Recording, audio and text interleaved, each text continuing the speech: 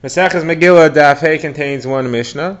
From the beginning of the Daf until the Mishnah, the Gemara is concluding the discussion it's been having about when you move the observance of Purim from Yod Dalet Adar to an earlier day.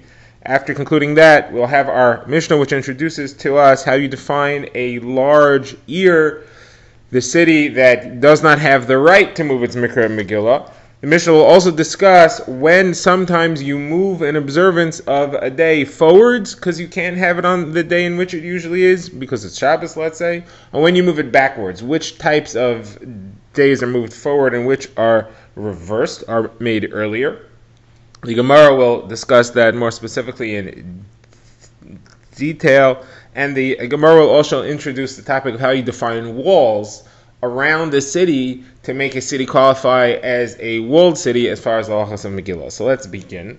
The Gemara has been having a discussion about when you lane the Megillah earlier than Yud Daled Adar for one of two reasons. Either because it's a small village and they need to lane earlier when they are visiting the large cities for the market, or because Purim fell on a Shabbos, so you lane earlier. So we had seen the opinion of Rebbe was that when you have Purim, when you have Yud Daled Adar falling on a Shabbos, you don't go back one day to Friday to lane Megillah, you go all the way back to Thursday. Now the Gemara is going to introduce another machlokes, a separate machlokes, and the Gemara will circle back to this idea that Rebbe had said that when Yud Daled is a Shabbos, you do Megillah back on Thursday, not back on Friday. So the other machlokes is as follows: the machlokes is between Rav and Ravasi, and the question is, when you read the Megillah, do you need a minyan? So Ravasi says you should always try to get a minyan. Mikra Megillah is for Persumei Nisa. You want to have as many people. You want to have a tzibur there if you can. You should always try hard to get a minyan when you're laning Megillah. Now, Rav says not necessarily. It depends if the Megillah is being laned on Yud Daled Adar or not. If it's Yud Daled Adar, since it's the proper day of Purim, everybody knows about it, and it's not necessary to look for a minyan. If, however, it is not Yud Daled Adar, either because Yud Daled Adar is a Shabbos or because we're in a small village and they need a lane earlier, then you must try hard to get a minyan. Of course, if you don't have one, you should still lane, but there's a very strong mitzvah to have a minyan there for Persumei Nisa to publicize the miracle. So now, the Gemara says that it actually happened. There was an incident that was facing Rav, and he did like Ravasi, even though it was Yud Daled Adar, still he tried to get a minyan. Now, the Gemara asks, is it true that Rav holds this way? Is it true that Rav holds that you don't have to try to get a minyan if it's not Yud Daled Adar? And we have an indication that he doesn't hold that way. Why? Because we have a statement of Rav Yehuda, son of Rav Shmuel Bar Shilas, in the name of Rav, who says that when Purim falls on a Shabbos, Erev Shabbos Friday is the day of Purim. So the Gemara says, what do you mean it's the day of Purim? The phrase that's used is that it's its proper time. It's Zmanai. The Gemara says, what do you mean it's Zmanai? It's not Zmanai. Zmanai is on Shabbos. You're laning Megillah early, fine, but it's not Zmanai. We must mean to say that it has the halacha of Zmanai in the sense that you don't have to try to get a minyan because it counts as Zmanai. So if that's the case, you see that normally Rav would hold that anytime you're laning Megillah early, besides for this case, but any other time you're laning Megillah early, you have to make sure you have a minyan. This is different because it's because of Yud Daled Adar fell on a Shabbos. Fine, but normally you have to try to have a minyan. So that doesn't fit with what Rav said here, that you don't have to worry about having a minyan. Someone says, no, that's not what that's not what Rav means here when he says that Friday is as good as the Zman. What he means to say is Friday is as good as the Zman, and we don't hold like Rebbe, which we started this year with. We don't hold like Rebbe who says that when Yud Daled Adar falls on Shabbos, you don't go back to Friday, you go all the way back to Thursday to read Megillah. That's not true. Rav disagrees with that. He says Friday is as good as the Zman, you don't have to go back to Thursday. Okay, now we get to the Mishnah. The Mishnah lists a number of halachas which we've already seen quoted in the Masechta. First, it says, what is the definition of a large city that has to lane on Yud Daled? What is the definition of a small village that can lane earlier? So the Gemara says, a large city is defined by one that has 10 unemployed people in the city. The Gemara explains this means 10 people who learn in the Beis Medrash all day. They're there for tefillah and for Torah all day, and they're sponsored by the people of the town who pay them as kolel. Less than that, if it doesn't have 10 people in Carbonola counts as a village, and therefore they can lane early. Now, says the Gemara, says the Mishnah, we've seen that we're going to make Megillah laning earlier. We're never going to make it later. The Gemara explains the source for that. There are other things, though, which we'll make later, and we're not going to make earlier. Those things are the times of bringing the wood. As we've seen in Maseches Tainus, there were 9 families that had the right to bring wood for the Mizbeach on specific days of the year. If the day falls on Shabbos, you can't bring any wood then, and therefore they bring the later day, not the earlier day. They push it later, not earlier. Tisha B'Av falls on Shabbos, is also pushed later. A carbon chagiga. You can't bring a carbon chagiga, which is a special carbon which is brought on the first day of every Yom Tov, or possibly on the second day, machlokes. But if the day you're supposed to bring the chagiga falls on Shabbos, you bring the chagiga later, not earlier. The Gemara will explain why. And the mitzvah of hakel, which is that the king needs to gather together all of Klal Yisrael and read Sefer Devarim on Shmini Atzeres. You can't do that on Shabbos because they had to build a platform. The platform couldn't be built earlier because he needed space in the Azara. It took place in the Azara of the Beis HaMikdash, so they had to build a platform, and therefore it couldn't be done on Shabbos. It's pushed later. It's not made earlier if the day of Hakel, which is Shmini Atzeres, falls on a Shabbos.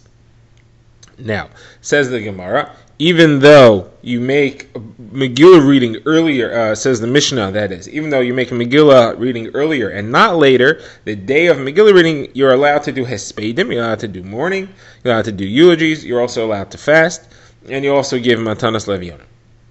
The gifts to the poor that are supposed to be given on Purim are given that day because the poor people expect it on the day where the Megillah is read. Now, last halacha, the Mishnah says, Rabbi Huda says that the entire movement of Megillah reading to an earlier day only takes place in an area where there's market days and the people from the villages come to the big cities on market day. An area that doesn't have market days, do not keep that halacha. Okay, now, the Gemara explains what Asar Batlanimar, what 10 Kol people are, as we've said. The Gemara now says, what is the source of the halacha that you only make Purim earlier, you only read Megillah earlier and never later? The Gemara says it's from the pasuk in the Megillah that says V'lo ya'avar. You do not make it later. Literally, it means it should not pass on, meaning we shouldn't stop the minig of Purim, but we have a drush that it means it should not be later. It should not pass further. Now that is the halacha said by Rabbi Abba Amar Shmuel. Gemara brings another halacha from Rabbi Abba Amar Shmuel. He says when you need to count a complete year, you count 12 months, 12 complete months. You don't have to count the number of days of the year, even if it's a year that has less days or more days. Once 12 complete months have gone by, that counts as a year. How do you see that? Because the Torah talks about Chodshei Hashana, the months of the year. Once you have months, you have a full year. Similarly, similar halacha, the Gemara says from the Rabbanon of Kesari, when you need to count a month, you only count the 29 days or the 30 days of the calendar month. You don't have to worry about the extra half a day that is included in the cycle of the moon. The moon does a complete cycle in 29 and 1/2 days. You do not have to worry about the extra hours. You just have to count the days of the month. You don't have to count all the hours. The Gemara now moves on to analyze the next part of the Mishnah, where we had seen several things that can only be pushed later and not earlier. So the Gemara explains why. So the Gemara says that Tisha B'Av, and Rashi says other fast days as well, can only be made later because you do not make bad things, you do not make Puranas earlier, you don't try to make it come faster, you always push it later.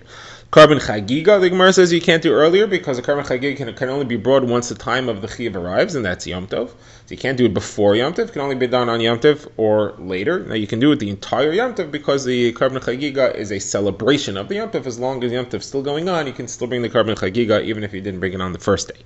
Hakel, the Gemara says, is a special mitzvah. Also can only be done once Shmini Atzeres arrives. It cannot be done earlier because the time of the Chiyuv has not yet arrived. Now the Gemara has a brisa which the Gemara tries to understand. It has a strange phrase. The brisa says that a chagiga and all the time of chagiga you make later. You don't make earlier. So the Gemara says chagiga you make later. I understand. You can't bring a chagiga on Shabbos. It doesn't push away Shabbos. It's a carbon shlamim. But what do we mean when we say all the time of chagiga you make later? So the Gemara has two explanations of this. The first is that what we mean to say is the Carbonola re'iyah, which is also brought on Yom Tov. The Carbonola re'iyah can only be pushed later, and it can't even be brought on the day of the Chagiga. It has to be pushed later than the day of the Chagiga itself. So all the time of Chagiga, you don't even bring the Carbonola Re'iyah. It has to be afterwards. The Gemara says this is the opinion of Beis Shammai.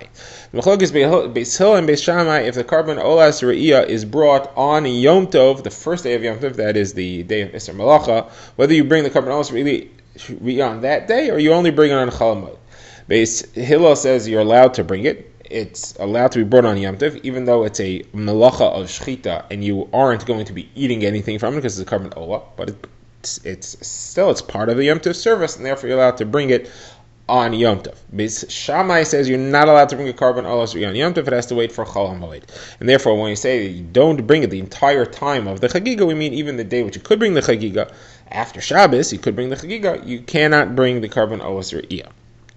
Now, the Gemara's second explanation is that it's nothing to do with that at all. What we mean to say is that you can only bring the carbon Chagiga the entire time of Yom Tov. All the time of Chagiga, meaning the entire time of the celebration of Yom Tov, then you could bring the carbon Chagiga if you couldn't bring it on the first day because it was a Shabbos.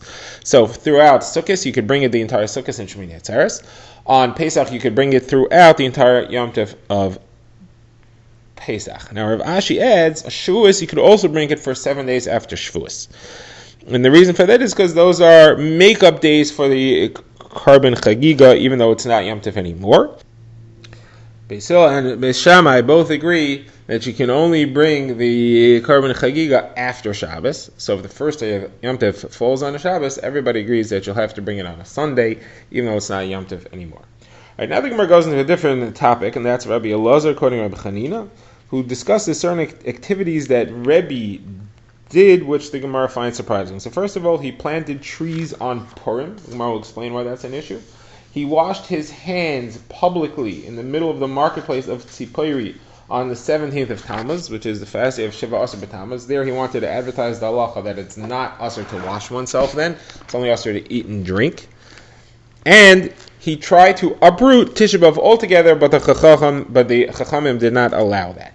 Now the Gemara says that Rabbi Razavda said to Rabbi Elazar, you're quoting this story wrong. He didn't try to uproot Tisha B'Av, Chas v'Shalom. He didn't want to do that. The only thing he wanted to do was to say that if Tisha B'Av, the 9th of Av, falls on a Shabbos, instead of pushing Tisha B'Av to Sunday, for that year we won't have a Tisha B'Av altogether.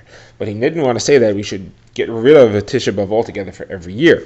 And the Chacham didn't allow that. They said, no, we're going to do Tisha B'Av on a Shabbos. Now when Rabbi Elazar heard that, the Gemara says he was grateful, and he said, it's good that there's two of us so that I could learn this halacha from you.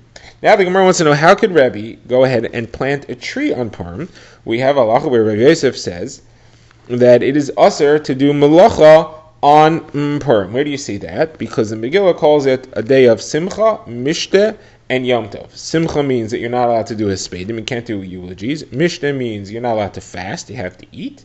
And Yom Tov means you're not allowed to do melacha. So how is Rebbe allowed to go do melacha? So the Gemara tries a number of ways to explain why Rebbe was doing melacha here. The first is that it wasn't Purim for him. He was living in a town that kept Purim on the 14th of Adar, and he did melacha on the 15th of Adar.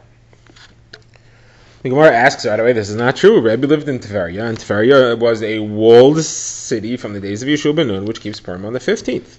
So how could you say by him it was a 14th? He didn't keep Purim on the 14th, he should have kept it on the 15th, like Tveria. So the Gemara says, okay, so we'll do it the other way. Rebbe kept Purim on the 15th, and he was planting on the 14th, which is not Purim for him. So the Gemara says, well, hold on a second. That means that you're saying that Rebbe was confident that Tveria keeps Purim on the 15th.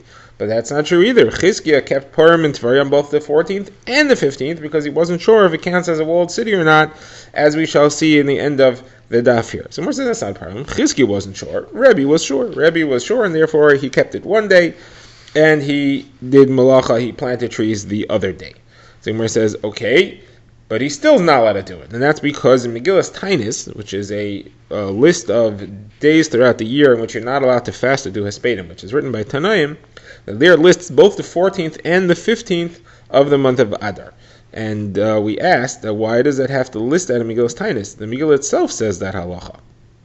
And the answer we gave, which is given by Rava, is that it's to show that even though it's not your Purim day, the Isser still applies. So that if you're in a 14th, a place where they keep the Purim on 14th, you still have the Isser on the 15th, and in a place where they keep the 15th, you still have the Isser on the 14th.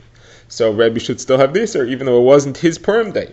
Gemara says, no, that's only talking about the Isser of fasting and saying Espedim. Doing Malacha does not apply. That's only Isser on your Purim day, not the Purim day, which is not Purim in your region. The Gemara has another kasha. The Gemara says that Rav saw somebody who was planting flaxseed on Purim, and he cursed him that the flaxseed should never grow. So you see, you're not allowed to plant on Purim. The Gemara says, no, that's not a problem. That was talking about somebody who planted on Purim in his town, not on Purim in the other regions. So that's not a problem at all. Okay, now the Gemara wants to give another answer as to how Rebbe was allowed to do malacha. So the Gemara says, you learned the Isser Malacha out of the fact that it says Simcha, Mishta, and Yom Tov. But that's what it says that they tried to establish as. When the Megillah says what was actually established and accepted by Klal Yisrael and says Kimu v'Kiblu, it only says Simcha, Mishta. It doesn't say Yom Tov. So the Isser Malacha was never established. That one didn't take hold, and therefore there is no Isser Malacha. So it says, but then why did Rav curse the guy? Why did he curse the guy who planted flaxseed? Well, that's not a problem. That was in a town where there were noheg iser. They took the custom that it's also there. And the halacha is that in a place where there's a custom to also something, you're not allowed to do it. Now the Gemara gives a third explanation why Rebbe could have been planting trees on Purim.